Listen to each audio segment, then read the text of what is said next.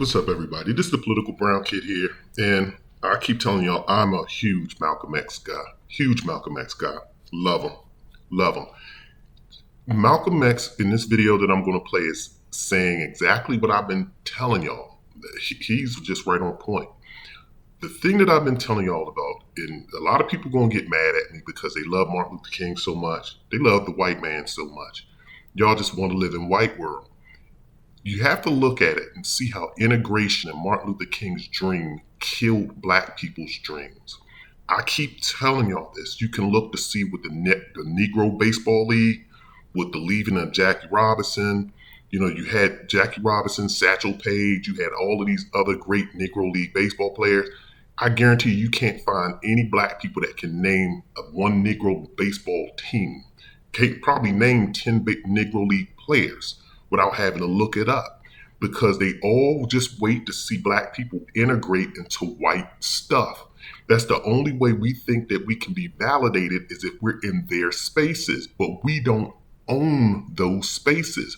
We would rather be workers at Google and work and consumers of Twitter, now currently known as X, and then we want to say it's Black Twitter. You own nothing. You own nothing in this country of significance.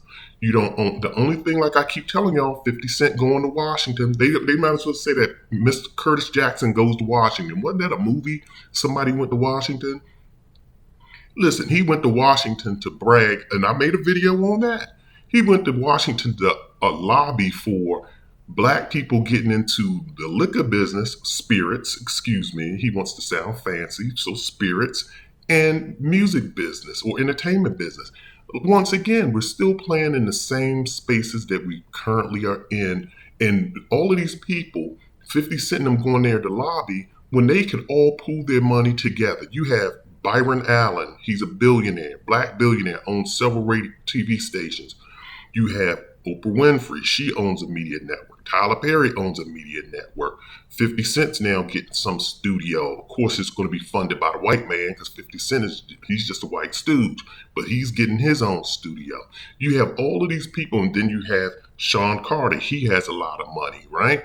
All of these people want to operate in separate spaces instead of coming together and saying, let's collaborate on one project and create one big, whether it's a distribution center for black people.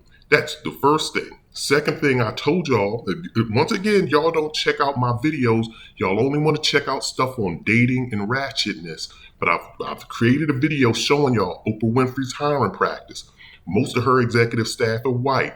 Tyler Perry's hiring staff is better, but it's not good. He's still got white people injected into his C-suite. And if you don't know what the C-suite is, that's the chief executives, or your chief, I shouldn't say chief executive, but just your executive positions. When you look at, I just looked at 50 Cent's liquor brand. He has a bunch of white people running his company. So the only person that was really 80% black, and I did when y'all watch my 50 Cent video, was Sean Combs, aka Diddy, aka Puffy. His staff was 80% black. His executive positions were predominantly, if not all, black. But unfortunately, he has to liquidate because people feel the need to cancel people and feel the need that people need to relinquish their businesses because of their personal lives, which I do not agree with. I don't understand why this man has to cease operations of his businesses that he set up because of his personal issues that y'all think are so tragic and bad. Don't understand that. But when you listen to this, that what's the name's going to talk about, I even told y'all before, Washington, D.C. had an amusement park because blacks couldn't during segregation. This was the beauty about segregation. Segregation forced black people to have to do something. When you were in Rosewood, when you were in Black Wall Street out there in Missouri, when you were in Washington, D.C., when you were in Richmond, Virginia, because they had a black section, when you were in each of these areas, Philadelphia, New York, I think Harlem was predominantly, that was the black section back in the day. When you were in these spaces and in these areas, you had to open up your own businesses, because it was either we're going to either create our own businesses or we're going to perish. It's either sink or swim. So we were forced to have to set up amusement parks because we didn't have an amusement park that we could attend. They were forced to set up Black Wall Street because they had no other place to go. And these people thrived. And then as soon as they opened up the doors and said, you guys can come join our stuff, we're not going to come support your businesses. That's what they were saying. They were like, oh, your businesses are too poor and too ghetto and too dirty for us to support, but you can come to our businesses. You can come stay in our hotels. You can come, but they don't want to patronize us. It's not reciprocal is what I'm saying. So we relinquish our stuff. And when you're relying on Democrats that they don't want to give you reparations. I just did a video on that racist Bill Maher. And Bill Maher is a racist, and he had some guy from the New York Post or New York Times, Frank Bruni. He's also a liberal racist. They prove that all they want you to do is take money from them, and all they want to do is give you little handouts that they control. We'll build you a school. How about that, Negro? We'll build you a school. That's your reparations. And then so they can fire you when you get a job. What good is having 7 degrees if you can't get a job? What good is having 7 degrees if you can't get a decent paying job that gives you quality of life?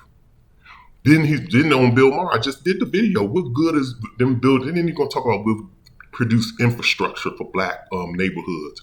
Well, what is a Black neighborhood? A neighborhood is a neighborhood. Anybody can move into a neighborhood.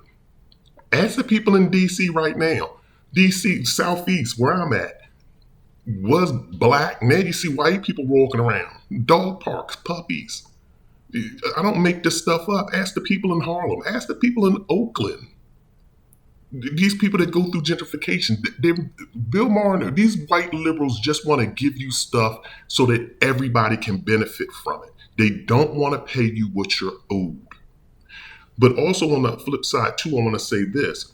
Black people, just like how Malcolm X is going to say in this video that I'm going to play, Malcolm X is basically saying the same thing that I've been saying.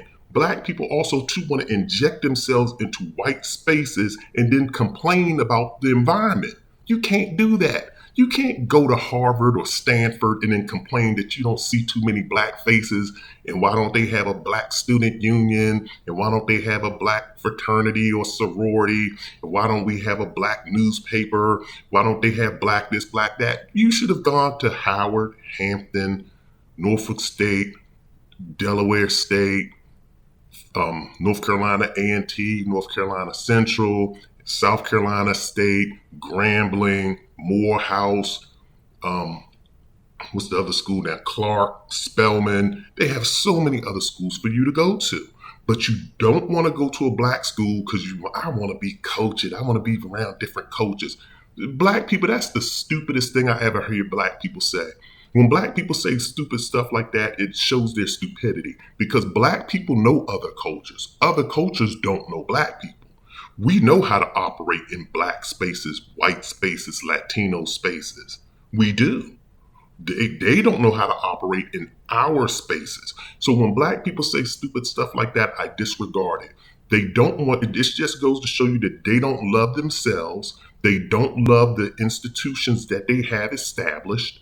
They just view themselves as being inferior. And as I keep telling y'all, Black people don't have a racism problem. Black people have a power problem. We don't have any type of power. We don't love ourselves.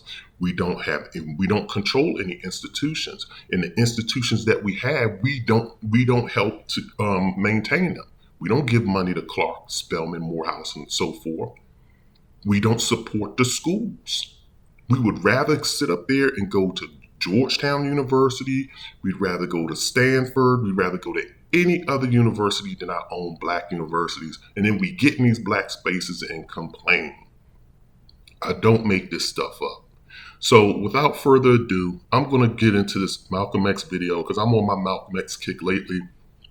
And while y'all listen to the video from Malcolm X, I'm dropping knowledge on y'all, hit the like and subscribe button. Share these videos with your friends. And also hit the notification bell. Once again, this is the Political Brown Kid. Check out Malcolm X.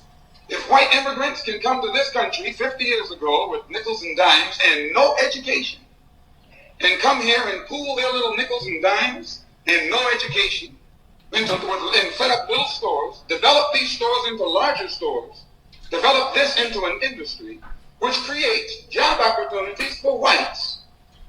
Since Lincoln was supposed to have freed the black man 100 years ago, and today the black man, according to the government economist, has spending power of $20 billion per year.